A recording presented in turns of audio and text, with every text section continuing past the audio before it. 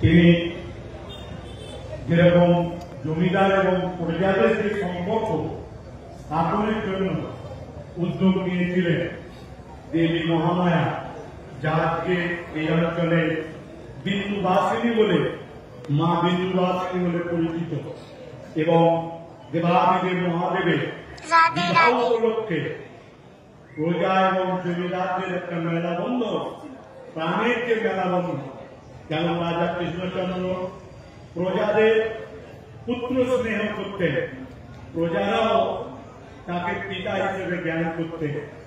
ঠিক এখানেও রঘুনন্দন মিত্র মোস্তাফি তিনিও প্রজাদের পুত্রের মতো দেখতেন এবং প্রজারাও তাকে পিতৃদেব হিসেবে জ্ঞান করতেন।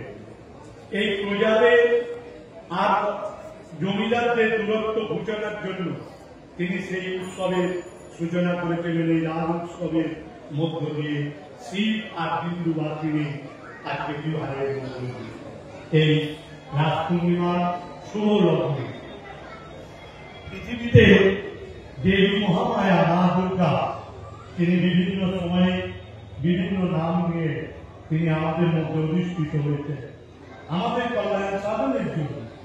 কখনো মা দুর্গা, কখনো মা কালী, কখনো মা জগদ্ধাত্রী, কখনো মা বাসন্তী, কখনো মা অন্নপূর্ণা, কখনো মা কমলা, কখনো মা চণ্ডী। আবার আপনাদের এই গ্রামে যে মা বিন্দুবাসিনী, মা কিন্তু আমাদের একই। আজকে সে মা স্বয়ং অধিষ্ঠিত হয়েছে এবং পূর্ণিমা তিথিতে এই পূজা শুরু হবে এবং একদিকে দেবী বিন্দুবাসিনীর পূজা যেরকম শুরু, আর একদিকে দেবাদেবের মহাদেবের শুরু। এবং রাসপূর্ণিমা উপলক্ষে রাধা কৃষ্ণের লীলা ক্ষেত্রে আজকে আপনারা জানেন যে নবদ্বীপ, কৃষ্ণনগর এবং এই গোলাবাড়ির শ্রীপুর, গুপ্তিপাড়া এই অঞ্চলগুলি শ্রী চৈতন্যদেবের একটা আবির্ভাব রেখা এই সব অঞ্চলগুলো পড়ে গেছে। তাই রাস উৎসবকে কেন্দ্র করে প্রায় 313 বছর ধরে অনুষ্ঠান করবে এবং এই রাস উৎসবে আজকে রাধা কৃষ্ণার লীলা, সেই লীলা ক্ষেত্র পূর্ণিমার মধ্য দিয়ে শুরু হবে। আগামী 15 দিন এই রাস মেলা চলবে। রাস মেলাকে উপলক্ষ করে এখানে নাচ, অভিগান, নৃত্য, যাত্রা, যত লোক সংস্কৃতি রয়েছে তা যা অতীত দিনে হতো সেগুলো এখানে অনুষ্ঠিত হবে এবং নদিয়া, কৃষ্ণনগর, নবদ্বীপ বিস্তীর্ণ অঞ্চলের শিল্পীরা আপনাদের এখানে এসে অনুষ্ঠিত করবে।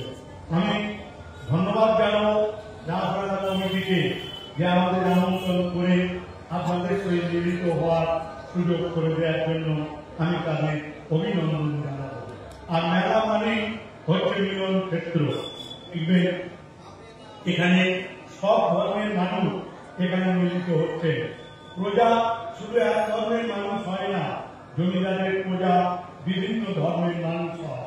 তাই আমাদের এই বাংলার ঐতিহ্য, আমি অনেক জেলায় আমাদের মেলায় গেছি, এই অনেক পুরনো মেলাগুলির মধ্যে অন্যতম এই মেলা হচ্ছে শ্রীপুর শিব বারোয়ারি রাস মেলা। এটা বহু প্রাচীন মেলা। এই মেলাকে কেন্দ্র করে সব সম্প্রদায়, সব জাতির মানুষ এখানে উপস্থিত হয়ে একটা মিলন ক্ষেত্র হয়ে ওঠে। আমাদের রাজ্যের মাননীয় মুখ্যমন্ত্রী বলেন, ধর্ম চর্চা সভা, মেলা সভা, তার মেলায় মানে হচ্ছে মিলন ক্ষেত্র। এবং এই মিলন ক্ষেত্রে আপনারা দেখেছেন যে এই মেলাকে কেন্দ্র করে একটা অর্থনৈতিক বুনিয়াদ তৈরি হয়। এখানে প্রতিদিন হাজার হাজার মানুষ রয়েছে।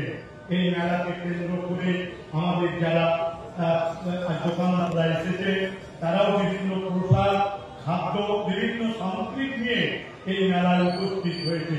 তাদেরও একটা জীবিকা অর্জনের বড় সুযোগ। আবার আমরা দেখেছি বাজারে যেখানেই যাই না কেন আজকাল যে আমাদের স্মার্ট দোকান তৈরি হয়েছে। কিছু কিছু জিনিস আমাদের আছে সংসারের প্রয়োজন, সেগুলো এই মেলাতেই একমাত্র পাওয়া যায়, মেলাতে। সেজন্য আমাদের এই মেলাগুলো পরিবারের মানুষের কিছু কিছু জিনিসের চাহিদা এই মেলাগুলো যোগানো দেয় এবং এই মেলার প্রসার একটা অর্থনৈতিক বুনিয়াদ গড়ে ওঠে, আবার সাংস্কৃতিক চর্চার একটা পীঠস্থান হয়ে ওঠে। এই গ্রামের নবনব শিল্পীরা তারা অনুষ্ঠিত করবে এই মঞ্চে। কে বলতে পারে যে এই মঞ্চে অনুষ্ঠান করবে আগামী দিনে কলকাতা বা বড় জায়গায় গিয়ে সে বড় শিল্পী হতে পারবে না, এটা কেউ হলফ করে বলতে পারে না। তাই রাসমেলা সাংস্কৃতিক অনুষ্ঠানের মধ্য দিয়ে শিল্পীর গতিকে, শিল্পীর প্রতিভাকে তুলে ধরার চেষ্টা করে বড় হওয়ার ক্ষেত্রে। তাই শিল্পীরাও আসবেন তাদের নিজের সত্তা এবং তাদের নিজের অনুষ্ঠানকে মঞ্চে মঞ্চিত করে তারা আপনাদের যেরকম আনন্দ দেবে, আপনারাও করতালির মধ্য দিয়ে তাদের অভিনন্দন জানাবেন। আর এই মেলাকে সামনে রেখে আগামী কদিনই বিভিন্ন অনুষ্ঠান চলবে। আর মেলা মানে এই এলাকার 7টি গ্রামে শুধু মেলা নয়, মেলাকে কেন্দ্র করে আমরা দেখেছি বহু আত্মীয় স্বজন এইসব গ্রামে আজকে তারা তাদের আগমন ঘটে। তাই মেলা মানে একটা মিলন ক্ষেত্র। তাই আসুন রাধা কৃষ্ণের এই রাস পূর্ণিমা আজকে সেই লীলা ক্ষেত্রকে আপনারা নতুন করে রূপ দিয়ে উপস্থিতির মধ্য দিয়ে এই মেলায় উৎসবকে আপনারা আরো বেশি আনন্দজল করে তুলবেন। আর আমি মা বিন্দুবেশিনী, দেবী মহামায়া, মা দুর্গা, মা জগদ্ধাত্রী এবং আমাদের এই বিন্দুবাসীর কাছে, দেবাদিদেব মহাদেবের কাছে আমরা প্রার্থনা করব যেন এই এলাকা মানুষ যেন সুখ শান্তি সমৃদ্ধি করে এবং সকলকেই যেন সুস্থ রাখে।